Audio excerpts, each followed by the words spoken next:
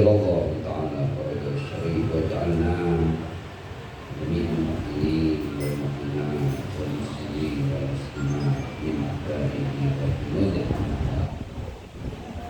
para guru, ustaz, ustazah yang saya muliakan dan saya hormati, ikhwani, sahabat Gaza, genap pengikut dan pecinta Rasul dan keluarga sucinya Rasulullah jami'an. Assalamualaikum warahmatullahi wabarakatuh. Pertama, saya ingin mengatakan bahwa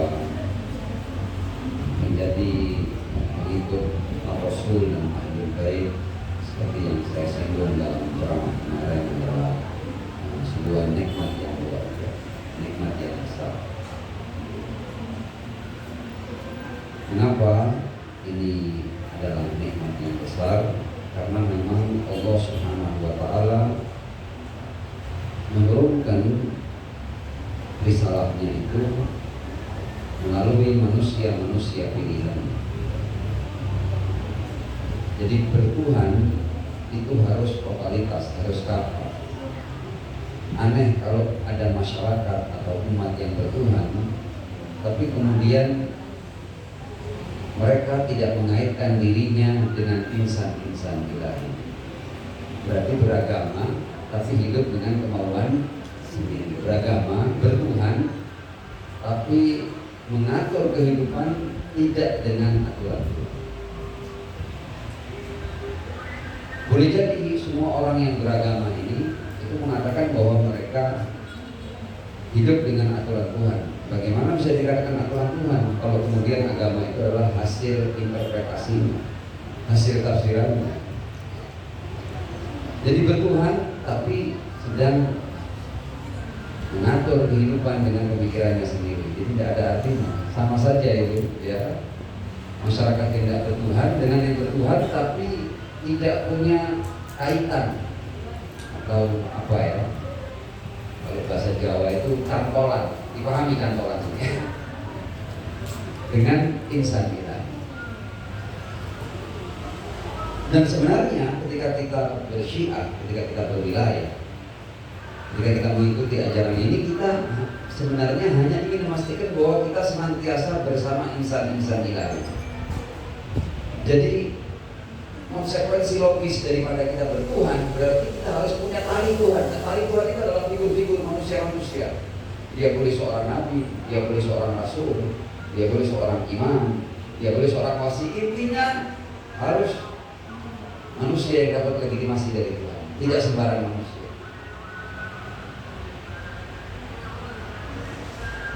Saya seringkali ketika ditanya apa sih beda antara Ahlu Sunnah dan Syiah ini, kok kehebohan di antara Sunnah Syiah ini sedemikian maraknya dan seakan-akan tidak habis-habis.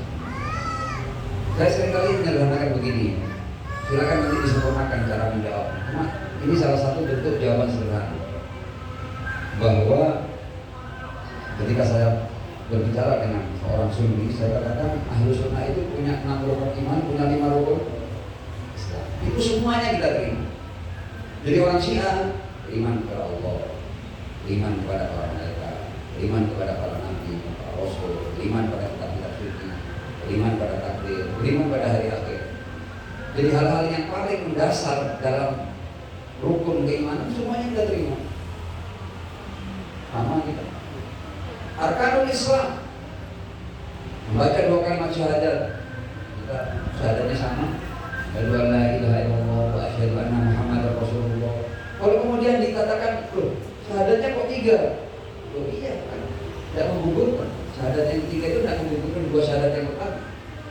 Kita mengatakan wa asyhadu anna aliyan wa auladahul maksudina hujjatullah atau awliyaullah. Kecuali kalau kita katakan saya bersaksi bahwa Ali dan anak-anaknya adalah nabi-nabi, ya itu baru masalah. Kalau cuma wali, insya Allah Ahlu Sunnah punya lebih banyak walinya daripada orang Syiah. Ya, orang Islam itu cuma 14 ya. Jadi meyakini Imam Ali dan para imam suci Ahlul Bait sebagai aulia Allah sama sekali tidak menggugurkan 2 kalimat syahadat.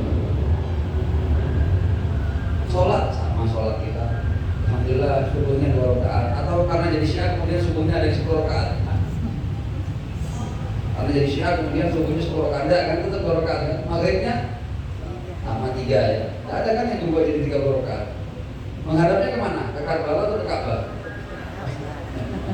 Jadi 5 rukun Islam itu 2 kalimat syahadat kita mengucapkan, sholat kita melaksanakan, haji, zakat, puasa. Alhamdulillah puasanya juga di bulan Ramadan ya. Puasa wajib kan di bulan Ramadan kan? Tidak ada di bulan Muharram, wajibnya orang Syiah ada juga. Lalu bedanya apa? Nah ini yang paling penting. Apa beda antara Sunnah dan Syiah? Saya katakan kalau orang Syiah itu konsisten sejak awal, from the beginning to the end of day, itu konsisten mereka meyakini sistem yang namanya khilafah ilahiyah. Apa? Khilafah ilahiyah. Bahwa sepanjang dunia ini berlangsung harus ada insan-insan ilahi yang merupakan tali Allah di muka bumi, hujah Allah di muka bumi. Mulai Adam alaihissalam, jadi zaman tidak boleh kosong dari insan ilahi. Ada Nuh, ada banyak nabi yang bahkan kita tidak pernah tahu siapa namanya. Ya, tapi ada beberapa nabi yang kita tahu. Ada Nuh, ya, kemudian Soleh, Hud, Ibrahim, Musa, Isa, Muhammad Shallallahu Alaihi Wasallam. Di era kerasulan mulai Adam sampai penutupnya adalah Rasul Muhammad bin Abdullah Shallallahu Alaihi Wasallam, itu seluruh umat Islam sepakat bahwa pemimpin dipilih oleh Tuhan. Sama kan? Tidak mungkin kan? Harus benar mau memakai sistem khilafah di zaman Adam namanya. Kan tidak mau ada Adam. Atau di masa Musa mau milih khalifah, ya mau ada Musa. Begitu juga oleh Tuhan. Clear? Jadi mereka pun sebenarnya di era kenabian itu mereka juga memahami bahwa dunia ini sejak Adam sampai masa Rasul Shallallahu Alaihi Wasallam, mereka meyakini bahwa dunia ini dipimpin oleh orang-orang yang ditunjuk oleh Tuhan. Di sini kita sama, masih sama kita. Nah, setelah wafatnya Rasul, kita konsisten. Mereka mengalami inkonsistensi.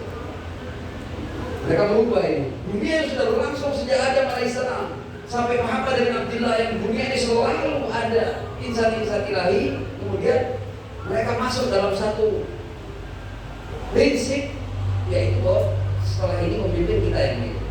Anjir, ini perubahan yang besar ini.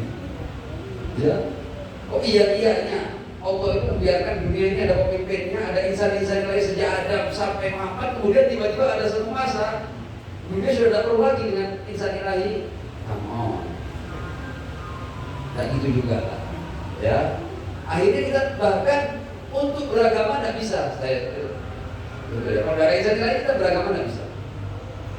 Bersatu tidak bisa. Saya kasih simulasinya ya, simulasi. Setelah Rasul, para ulama ini beda pendapat atau tidak? Beda. Lah ini adanya madzhab sampai ratusan ini. Ya. Itu dikatakan mereka beda pendapat. Saya mau tanya ini, para ulama ini, kalau beda pendapat di zaman sekarang ini, kalau di zaman Nabi, menuju ke Nabi, ada 10 orang beda pendapat, datang ke Rasulullah. Ya Rasulullah, ada tadi Allah. Ya Rasulullah, ikhtalafna. Ini punya pendapat A, ini B, ini C, dan seterusnya. Mana yang benar ya Rasul? Rasul bisa berkata semuanya salah, yang benar ini loh. Kamu yang benar. Ada solusi. Jadi beragama itu jelas. Ini Islam kan agama kan dinun mubin, agama yang jelas kan, bukan agama yang lain juga. Nah, kalau tidak ada insan ilahi bahkan beragama tidak bisa.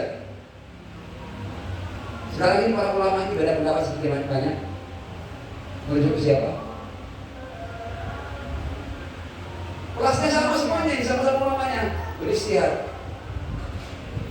Kalau mau cari kebenaran, ada orangnya? Tidak ada. Dalam keyakinan mereka kan tidak ada kan? Jadi beragama sudah tidak bisa sebenarnya kita. Kita pakai pendapat orang. Kita bertuhan, tapi beragama dengan pendapat orang. Makanya pendapatnya ini begini, kalau itu lain lagi. Padahal sama-sama Islamnya. Kalau yang mati dalam satu itu keterangan, Nah iya, Tuhannya satu, nabinya satu, kitabnya satu. Kok agamanya jadi macam-macam? Gak wajar, gak alamiah itu. Ya, karena itu kita orang-orang mengikut Ahlul Bait, kita konsisten pada khilafah ilahiyah. Tidak, kita mengatakan bahwa bumi tidak boleh kosong. Setelah era para nabi, para rasul, betul, kita sama meyakini bahwa Muhammad adalah nabi terakhir, risalah yang sempurna, alaihi akmal, selesai sudah. Tapi risalah ini harus didampingi oleh insan ilahi. Kalau tidak ada rujukan kebenarannya, tidak aktual lagi risalah ini.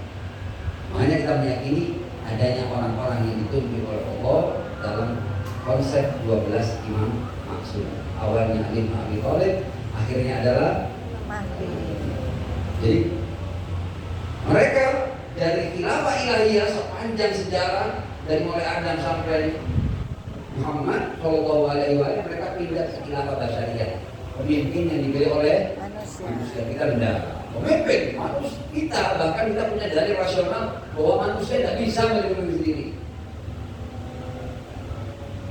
Kita tetap pada khilafah ilahiyah, mereka khilafah basyariyah. Lucunya di akhir mereka balik lagi ke khilafah ilahiyah. Ahlu Sunnah kan meyakini Imam Mahdi kan. Imam Mahdi itu siapa yang milih menurut mereka? Ya Tuhan. Khilafah ilahiyah, kemudian ada inkonsistensi dipilih sendiri dengan cara yang berbeda-beda, kemudian terakhir baru Imam Mahdi. Imam Mahdi sampai milih apakah ada syuronya? Enggak, tunggu Tuhan ya. Begitu kan? Nah, katakanlah mau belum lahir sudah lahir, intinya di akhir mereka meyakini pemimpin baru yang ditunjuk oleh Tuhan, bukan dipilih oleh manusia. Kalau kita konsisten sejak awal pemimpin dipilih oleh Tuhan, Adam sampai Khotam, Imam Ali sampai Al-Mahdi. Mereka dari Adam sampai Khotam khilafah ilahiyah, kemudian ngarang sendiri, kemudian kembali kepada khilafah. Dipahami ya? Perbedaannya di sini. Loh, mengapa perbedaan ini penting? Perbedaan ini penting. Justru inilah yang apa namanya, yang berakibat pada apakah dunia ini akan berjalan dengan keadilan, dengan kesejahteraan, dengan kedamaian atau tidak. Di sini ini masalahnya. Jadi kalau kita melihat bahwa umat manusia sepanjang sejarah ini melakukan kerusakan, berperang, saling menumpahkan darah, masalahnya adalah satu, mereka tidak mau kembali kepada orang yang ditunjuk oleh Tuhan. Di sini saya akan bawakan fakta-fakta Al-Quran ya, tapi ini kajian singkat ya. Insyaallah 30 menit selesai ya. Shallu ala Muhammad wa ali Muhammad. Allahumma sholli ala Muhammad wa ali Muhammad. Subhanallah, ketika Allah Subhanahu wa taala itu menciptakan khalifah di muka bumi, inni ja'ilun fil ardi khalifah. Ya Tuhan di Al-Quran kan memberikan khalifah ada pada. Kemudian malaikat protes.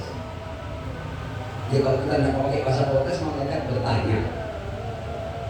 Kata malaikat, ataj'alu fiha man yufsidu fiha wa yasfiku dima. Ya Allah, apakah Engkau akan menciptakan makhluk yang akan di muka bumi yang akan melakukan kerusakan dan akan menumpahkan darah? Malaikat, taj'alu fiha man yufsidu fiha wa yasfiku dima. Kenapa malaikat ngomong itu dulu? Sebenarnya kita ini makhluk-makhluk, kita ini menjalani keberadaan dan kehidupan dengan bertasbih. Wa nahnu nusabbihu bihamdika wa nuqaddisu lak. Allah mengatakan, qala inni a'lamu ma la ta'lamun. Aku mengetahui sesuatu yang tidak kalian. Karena malaikat saman wa ta'atun. Ya, saman wa. Sekarang sejak Adam sampai sekarang kekhawatiran malaikat itu masih terjadi apa enggak? Kan? Jadi sejak Adam sampai sekarang ternyata manusia juga tidak pernah sembuh dari penyakitnya. Sampai-sampai kalau orang baca Al-Quran ini jangan-jangan malaikat yang benar. Mana itu? Yang katanya Allah mengatakan qala inni a'lamu ma la ta'lamun. Ternyata sampai sekarang bahkan setelah yang terbaik pun diutus, pertumbuhan darah bisa terjadi. Bahkan tidak lama setelah yang terbaik itu wafat atau gugur syahid, sudah ada serangan ke rumah putri. Al-hujum ala bait az-Zahra. Setelah yang terbaik turun, masih bahkan kayak diolok-olok yang terbaik. Yang terbaik itu dalam sejarah kayak diolok-olok. Sudah berapa kali berusaha untuk dibunuh oleh umatnya sendiri. Dan kemudian bahkan di akhir ketika mau menulis wasiat saja, cukup bagi kita Al-Quran. Hasbuna kitabullah. Berarti di hari Kamis.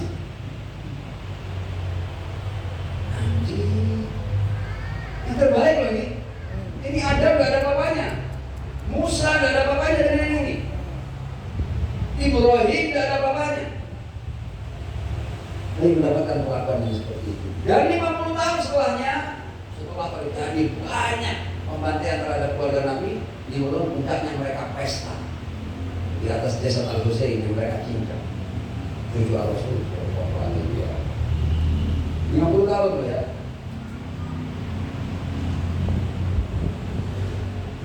Protes malaikat masih ada. Ataj'alu fiha man yufsidu fiha yasfiku dima sabbihu bihamdika wa nuqaddisu lak. Berwilayah, bertasyayyu itu dalam rangka untuk kita membenarkan kata Allah, qala inni a'lamu ma la ta'lamun. Bagaimana ceritanya? Mari kita ikuti. Ma'asholati ala Muhammad wa ali Muhammad. Allahumma sholli ala Muhammad wa ali Muhammad Wa ajil. Nah, tema kita di bagian yang kedua ini, kita buat pertanyaan seperti ini. Mengapa kezaliman, kerusakan, pertumpahan darah, meski para nabi, rasul, dan imam silih berganti datang, mengapa masih terjadi? Why?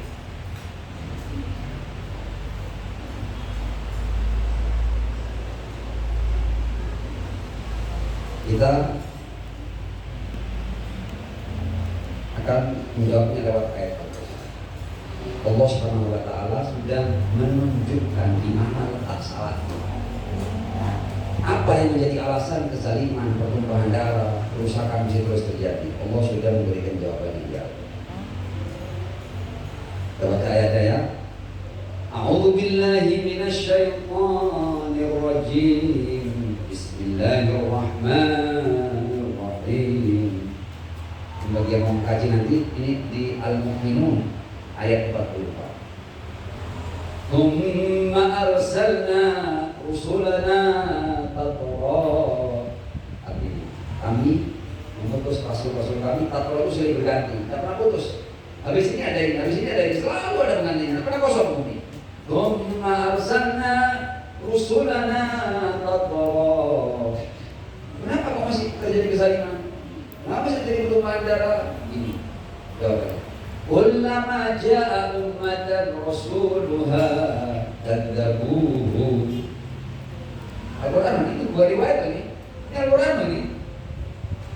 Artinya setiap umat itu didatangi oleh rasulnya, umat itu mendustakan rasulnya. Jadi kalau ada orang sebagian, masa iya umat Muhammad mendustakan Muhammad? Bukan Muhammad, kalau sejak Adam semuanya mendustakan. Al-Quran yang ngomong ini. Kullah, semua ya, kullah. Kullama ja'a ummatan rasuluha kadzabuhu. Saya kasih instruksi sedikit di sini. Ada orang yang bertanya, oh, keyakinannya aneh. Masa seluruh sahabat itu berpaling? Nah, ya. Sallu ala Muhammad wa ali Muhammad wa ajil. Salli ala Muhammad wa ali Muhammad. Ya kan, kita ini kan ketika meyakini bahwa sebagian besar sahabat, bahkan mau kita sahabat terpaling, kita dianggap siapa ini anggap Rasul tidak berhasil. Bisa. Selalunya umat para nabi begitu di Al-Quran. Tidak percaya, saya kasih buktinya sekarang. Saya kasih buktinya di Al-Quran. Cerita Musa dan Bani Israel.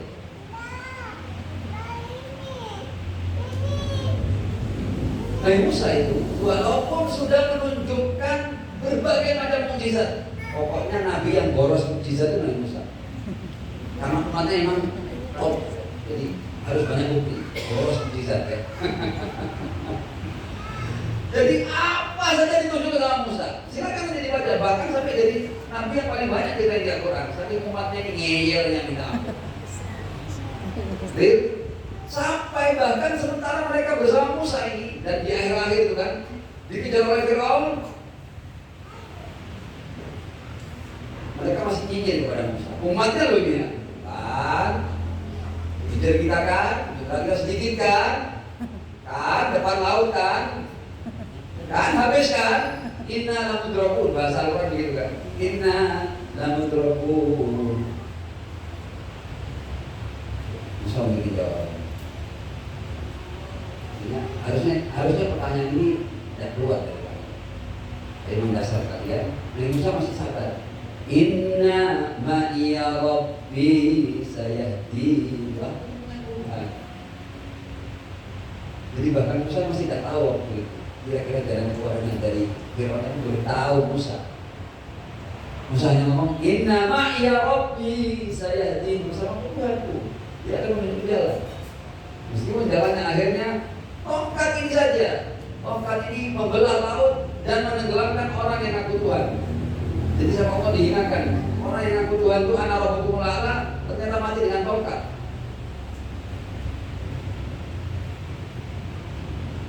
Kalau seandainya kita Bani Israel, waktu itu kita melihat begitu, tongkat belah lautan, Fir'aun yang ngaku Tuhan ini tenggelam. Dan Fir'aun itu kekuasaannya bukan main-main loh ya. Anda tahu, satu mahkota kecil dari zaman Firaun itu mungkin sekarang sudah ada harganya. Saking luar biasanya kekayaan Firaun. Bahkan sampai sekarang itu galian-galian terus berlangsung dan semuanya masih mendapatkan harta karun dari era kekuasaan Firaun dan Firaun. Clear? Di belah lautan, Musa dan Bani Israel menyeberang. Firaun dan bala tentaranya tenggelam, selesai. Harusnya cukup bukti-bukti. Jadi Firaunnya sudah ditenggelamkan oleh Tuhan Musa. Harusnya mereka sudah tinggal sam'an wa ta'ah kepada Musa, kan begitu kan? Harusnya loh ya. Dari Al-Quran. Wajawazna, yang saya baca di Al-Quran. Wajawazna bi bani Israil al-bahra. Dilewatkan ini, Firaun tenggelam kan? Jalan sedikit, fa'atau ala qaumin yakufuna ala asnamin lahum. Bani Israel ketika sudah selamat ini melihat ada sekelompok orang di Babaton. Ya. Wajawazna bi bani Israil al-bahra fa'atau ala qaumin yakufuna ala asnamin lahum. Qalu ya Musa ij'al lana ilahan kama lahum aliyah. Ya Allah, buatkan untuk kami Tuhan seperti Tuhan mereka ini. Kita sudah bosan nyembah Tuhan yang kita lihat ini. Kita pokoknya Tuhan yang agak kelihatan gitu loh. Ini bisa yang cantik atau gimana, pokoknya Tuhan yang bisa kita asik kan, Tuhan yang kelihatan kan. Kita dari dulu nyembah tak kelihatan Tuhan. Katanya Musa, qala innakum qaumun tajhalun. Kamu kaum yang bodoh. Dan cukup mukjizat yang aku tunjukkan sampai terakhir tongkat ini tenggelamkan Fir'aun, kamu masih bisa dibuat patut. La haula wala. Ini serempak loh ya. Padahal baru lihat mukjizat loh ya. Jadi bisa tidak umat dalam satu saat semuanya mangkir. Terjadi di Al-Quran. Al-Quran mau begitu. Jadi kan dari ini belum lama loh ya habis lihat mukjizat. Imam Ali ketika dialog sama orang-orang Yahudi pernah dicibir oleh orang Yahudi. Apa kalian orang-orang Islam ini? Matafantum nabiyakum hatta salaftum fi. Kamu belum sempat lagi mengubur nabi kalian. Kalian sudah berselisih tentangnya. Setelah Nabi wafat, maka Islam kan terjadi tarik-menarik kan? Orang Yahudi sudah mencibir Imam Ali. Matafantum nabiyakum hatta salaftum fi. Kamu manis dong. Kalian belum lagi mengubur nabi kalian sudah berselisih tentangnya. Imam Ali menjawab dengan satu kalimat. Inna makhtalafna anhu lafi. Tetap ya, kita berbeda tentang siapa setelah, bukan tentang dia. Tentang dia kita sepakat. Tapi kalian orang-orang Yahudi majafat al-julukum minal bahri hatta tas'alu min Musa ayyaj'alakum ilahan kama lahum alihan. Tapi kalian orang-orang Yahudi, kaki kalian belum kering dari percikan air laut dan kalian sudah minta dibuatkan Tuhan-Tuhanan seperti patung. Jadi kalau kalian bukan hanya kalian bahkan di ketuhanan tidak lulus kalian. Tapi kalau di ketuhanan tidak lulus, kalian tidak lulus di kenabian. Kalau kita di ketuhanan selesai, di kenabian selesai, kita hanya punya masalah di setelah nabi. Kalau kalian lebih parah lagi, di ketuhanannya tidak selesai. Inna makhtalafna anhu la fihi walakin antum ayyuhal yahud ya majafat arjulukum minal bahr hatta tas'alu min Musa ayat allakum ilahan kama lahum aliyah. Dibungkam dengan kalimat orang Yahudi melipir pergi. Jadi bahwa umat berbalik itu semua ayat Al-Quran, kalau kita baca Al-Quran kita akan tahu bahwa semuanya mengingkari Nabi. Karenanya keadilan tidak boleh tegak. Sebab Nabi Nuh itu dakwah 9,5 abad loh ya. Yang satu perahu. Loh, ini bukti bahwa mayoritas berpaling itu di Al-Quran biasa. Nabi masih dakwah 23 tahun. Ini dakwah 9,5 abad, dakwah seperahu. Ya mayoritas tidak ikut kan berarti kan. Anda jangan pernah kaget kalau mayoritas itu berbondong-bondong menjadi kafir, menjadi ikan. Jangan. Itu di Al-Quran semua. Ya. Nah, saya tidak perlu banyak-banyak, tapi poinnya sudah didapat ya. Nah, dalam rangka Allah menunjukkan bahwa ternyata aku kirim para nabi, para rasul, berarti kalian juga tidak perlu taat, tidak mau menjadikan dia sebagai pemimpin kalian. Tsumma arsalna rusulana tatrah. Kullama ja'a ummatan rasuluha kadzabuhu fa'atba'na ba'dahum ba'dan wa ja'alnahum ahaditha bu'dan liqaumin la yu'minun. Kapan terjadi perubahan? Kalau kan Tuhan sudah ngomong, innallaha la yughayyiru ma biqaumin hatta yughayyiru ma bi anfusihim. Kalau dari aku, semua tugasku sebagai Tuhan sudah aku lakukan. Ada beri petunjuk, ada ini. Tinggal keadilan, ketentraman, kedamaian itu terwujud kalau kaum ini mau taat kepada. Artinya tugasku sebagai Tuhan sudah aku lakukan. Tinggal tugas kalian sebagai hamba-hamba untuk tunduk dan taat padaku melalui para pemimpin yang aku. Permasalahannya di situ kok. Selama ini aku taat ya selamanya proses malaikat akan terjadi. Ada ja'alu fiha ayyusifu fiha wa yasbihu bima wa nahnu nusabbihu bihamdika wa nuqaddisu lak. Nah, apakah gambaran ini pernah diceritakan oleh Allah sampai melakukan pengandaian? Allah sampai melakukan pengandaian seandainya kalian ya kaum ini ya. Ya Allah dikatakan walau anna ahlal qura amanu wattaqaw lafatahna alaihim barakatin minas sama'i wal ardi walakin kadzabu fa'akhadnahum bima kanu yaksibun. Seandainya penduduk negeri ini yang sering berganti para nabi datang mau beriman dan bertakwa, walau anna ahlal qura amanu wattaqaw, kami akan bukakan berkah dari langit dan dari bawah kaki mereka. Jadi dunia ini kita akan menyelam dalam berkah Allah, bahkan dunia telah menjadi surga sebelum surga yang sebenarnya.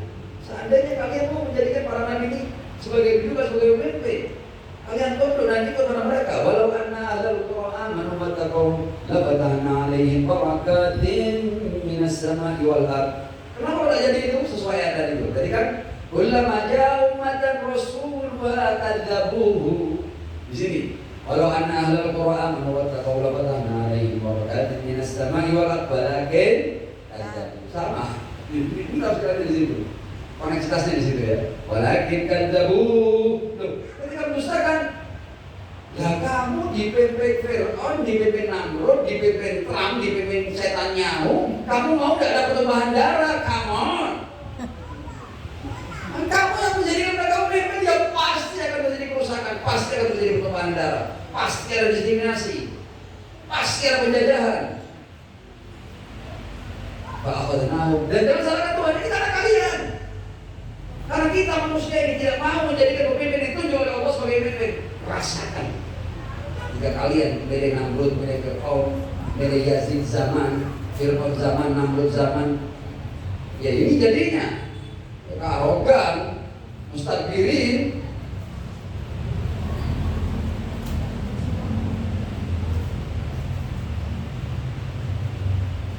Dan selama manusia tidak kembali kepada insan nilai, selamanya kita akan hidup dalam pertumbuhan darah dan kerusakan. Sallu ala Muhammad wa ali Allahumma sholli ala Muhammad wa ali Muhammad. wa anjil. Nah, sekarang saya akan tutup dengan yang kekinian sekarang ini. Di bagian akhir. Imam Bukhari Qaddasallahu ta'ala sirrahu syarif. Ya. Dari sejarah para nabi sampai pecahnya revolusi Islam di Iran, kalau kita mau cerita umat Muhammad saja, itu sebuah pemerintahan dengan sistem Islam itu hanya terjadi di masa Rasul, di masa Imam Ali. Itu pun sebentar dan belum pernah terjadi lagi.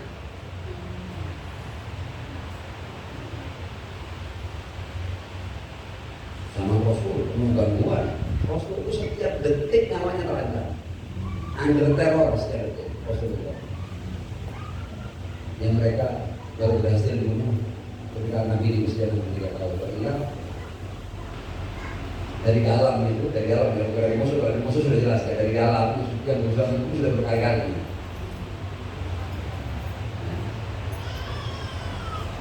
Jadi 23 tahun, 13 tahun era Makkah, 10 tahun era Madinah itu Rasulullah setiap detik ada teror dari dalam maupun dari luar. Setelah Rasul, ya, terjadi sesuatu yang tidak kita sebutkan, sesuatu yang lebih dari mereka. Baru proses politik itu pun ketika mereka datang yang Malik, bukan mereka sadar ini mama ini betul Rasul, enggak, mereka nak orang lain. Ya kayak kalau di Indonesia dulu pernah kan ada masa-masa gonjang-ganjing politik, tiba-tiba terpaksa mereka tidak ketemu orang lain, kalau ini sudah. Karena yang lain-lain bagi mereka merugikan, ini yang paling merugikan. Jadi mereka datang berbondong-bondong ke yang Malik itu hanya karena yang Malik menurut mereka ini yang paling merugikan. Tapi kan sebentar kemudian orang yang bela itu perang dengan yang Malik. Baik atau perang. Makanya terjadi perang Jamal, perang Siffin, bahkan yang ada di perang Jamal dan Siffin orang-orang yang dulunya berbeda pada jadi ikut angkat yang lain ada kalau jadi yang bela Imam Malik itu bukan karena paham wilayah, paham imaman, ya urusan pemimpin dia tidak lihat orang lain yang tepat untuk pimpinan di badannya. Nah, pemerintahan yang berdasar pada Islam belum pernah terjadi sejak terbunuhnya, gugurnya Ali bin Abi Thalib, belum pernah terjadi. Semakin buruk, petanya Karbala ini, kemudian jadi monarki, jadi kerajaan, anak ke bapak, hancur-hancuran udah. Ya, pemerintahan selir dan lain sebagainya ya. Khalifah, selirnya ila masya Allah. Jadi urusannya sudah urusan keduniaan ya. Jadi agama itu hanya untuk ginju, tahu ginju ya? Lipstick. Sampai hancur di era Ottoman. Ya, kalau Anda mau tahu kekhalifahan Utsmani seperti apa ya lihat dalam King Sulaiman itu. Insya Allah aslinya lebih buruk daripada itu. Pernah ikutan serial King Sulaiman itu? Ikut ya. Tahu kan bagaimana tarik-menariknya? Anak bunuh bapak, bapak bunuh anak, rebutan selir dan sebagainya. Ila masya Allah itu kan ya. Aslinya lebih buruk daripada itu. Dalam itu indah-indah. Doain aslinya lebih kejam daripada itu. Itu kira. Jadi habis. Satu-satunya pemerintahan yang benar-benar mengangkat Islam dengan pemimpin seperti Sayyidullah Al-Musayyib ini ya orang ini ya ini usianya ini baru 40 tahun lebih, belum 60 tahun. Dan antum yang meyakini tasyayyu, meyakini Syiah ini baru punya kekuatan belum lebih dari 50 tahun yang lalu. Sejak revolusi sampai sekarang kira-kira berapa tahun Ustaz? Kalau kita itu sejak 9 46 ya, sekian 46 tahun. Belum 50 tahun. Ini baru perubahan dunia terlihat. Tak ada yang berkata tidak kepada kaum arogan ini, kepada firman-firman zaman dan lain sebagainya. Ya. Yang pertama yang ini cuma hidup 10 tahun pasca revolusi. Cuma hidup berapa tahun? 10 tahun pasca revolusi. Ya. Sosoknya ini kalau kita mau tahu, Imam Khomeini itu diusir dari Iran. Itu yang nangkar cuma segelintir orang, 1, 2, 3 orang. Diusir sendirian, keluar dari Iran. 19 tahun. Jadi diusir dari Iran sendiri selama 15 tahun, balik disambut dengan jutaan manusia. Ada wartawan di pesawat Air France itu tanya sama Khomeini, bagaimana perasaanmu Ayatollah? Dulu kamu 15 tahun yang lalu kamu diusir sendirian, seorang diri, tidak ada yang mengantarmu. Tapi ketika kamu kembali kamu disambut dengan jutaan orang. Apa perasaanmu? Hiji sama. Aku ketika diusir sendirian dengan sekarang disambut orang banyak, tidak ada beda. Ini menjadi orang yang sama sekali tidak tergiur dengan keduniaan dan kekuasaan yang apa ada. Dan begitu beliau datang 10 hari kemudian revolusi pecah dan kemudian beliau menjadi pemimpin tertinggi, beliau tetap tinggal di rumah kontrakan. Insya Allah rumah kita lebih hebat daripada rumah ini. Mau sudah tahu kan dari mana rumahnya? Dan banyak. Bikin negara lain yang datang ke rumah ini mereka nangis. Ini rumahnya, ini sofanya.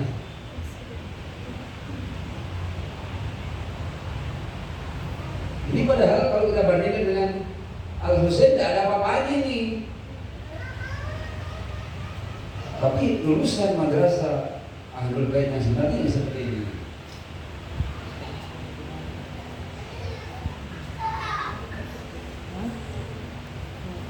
Tidak mau fasilitas. Bahkan ketika terjadi perang Iran dan kemudian ada pesawat-pesawat tempur Iran yang masuk itu, pas darat ingin buatin helipad supaya kalau ada serangan mereka bisa menyelamatkan yang Khomeini dan sudah sembunyi-sembunyi bangun helipad sembunyi, jangan sampai orang ini dengar. Kalau orang ini dengar jelas tidak boleh. Dan akhirnya bocor itu membawa helipad itu. Tak ada apa ini. Ada apa ini? Nah ini kita baru dari hentikan. Kalau yang jaga saya itu siang malam, dia berdiri tegak di depan rumah saya, tak takut ada rudal berapa, masa saya memimpinnya mau lari? Biarkan, selesai, biar. Tak jadi ada helikopter.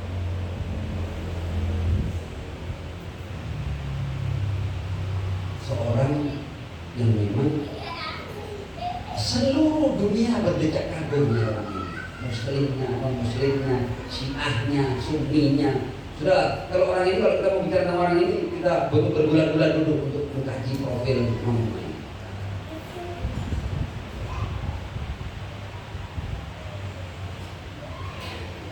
Ini yang mau saya sampaikan. Imam Khomeini selain mati jabat dulu. Mama. Ya kalau kita ngomongin Khomeini, ya, Isna Asyariyah Syiah tidak perlu tingkat, ya, jelas lah yang mati. Ya. Imam Khomeini dengan yang Muslim. Muslim. Tidak ada apa-apanya, tentu nol, zero di hadapan yang Muslim. Yang Khomeini. Kenapa? Kok pergerakan yang mati?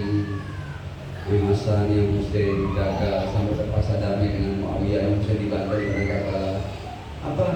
Karena jatuh mereka dengan Imam Khomeini. Ya. Bedanya Imam Khomeini yang bukan apa-apa punya umat, Imam Ali yang luar biasa tidak punya umat. Rasul yang luar biasa tidak punya umat.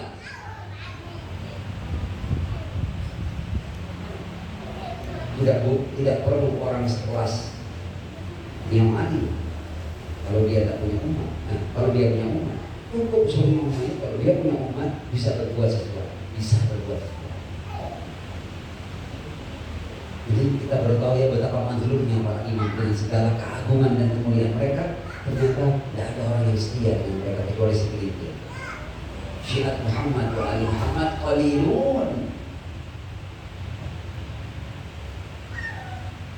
Imam Khomeini di wasiatnya menulis pertama kali dia katakan bahwa dunia ini tidak mungkin akan berakhir dengan keadilan selama umat tidak kembali ke sini. Tidak kembali ke mana? Yang mana itu tertinggi sebuah negara tuh ya. Nggak ngomong tentang ekonomi, nggak ngomong politik, nggak ngomong apa, nggak ngomong. Pertama kali di wasiatnya muqaddimatul wasiyah hadits tsaqalain. Yang pertama diangkat hadis tsaqalain. Inni tarikun fikum tsaqalain kitabullah wa ibrati ahli baiti. Ma in tamassaktum bihima lan tadillu ba'di abada. Wa innahuma la yaftariqu hatta yarida alayya al-haud. Ya kan?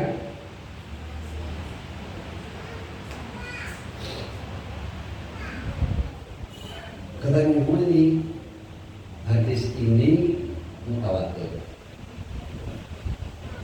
Dan kalau seandainya kita bisa memaklumi orang-orang awam tidak paham ini, tapi tidak bagi para ulama. Para ulama akan diminta pertanggungjawaban oleh Allah SWT. Mereka akan ungkap. Kalau kita bisa memaklumi awam, tidak tahu tentang hadis apa lain, tapi tidak bagi para ulama. Ya, para ulama kalau tidak membuka ini, mereka bertanggung jawab di hadapan Allah Subhanahu wa Ta'ala. Bahkan seorang Imam Khomeini itu dia memikirkan tentang nasib dunia ini, dan nasib dunia ini tidak akan pernah selesai kezaliman sebelum umat Muhammad kembali kepada al-taqalain, kepada al-taqalain. Kita Allah wa ikrati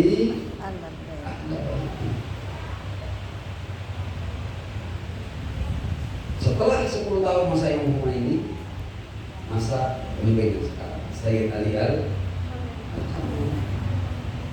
seluruh dunia bersatu untuk menghancurkan Dola Islam Iran yang ada sekarang ini. Sekarang ini kita sudah sampai pada titik di mana kekuatan ini berhadapan-hadapan dengan dunia, dan sekarang sedang berlangsung. Seluruh dunia dibuat sibuk, dibuat kalah kabut untuk melawan satu orang ini, karena kalau ini menang berarti era penjajahan, era kolonialisme akan berhenti. Semua singgah-sana Fir'aun akan jatuh. Kenapa mereka bersatu? Karena mereka semuanya Fir'aun. Ada Fir'aun besar, ada Fir'aun kecil, bersatu untuk beli ini.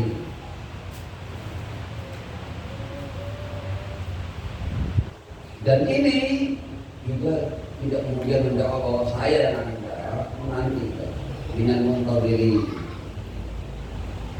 Dan mereka meyakini bahwa mereka senantiasa mendapatkan perhatian, bantuan, sokongan baik yang mereka ketahui maupun yang mereka tahu dari Sahih al-Asri wa Zaman dari Imam Al-Mahdi. Betul Allah Ta'ala kalau dari dalam keyakinan kita Imam itu hanya gaib, tapi kerja-kerja mereka lakukan.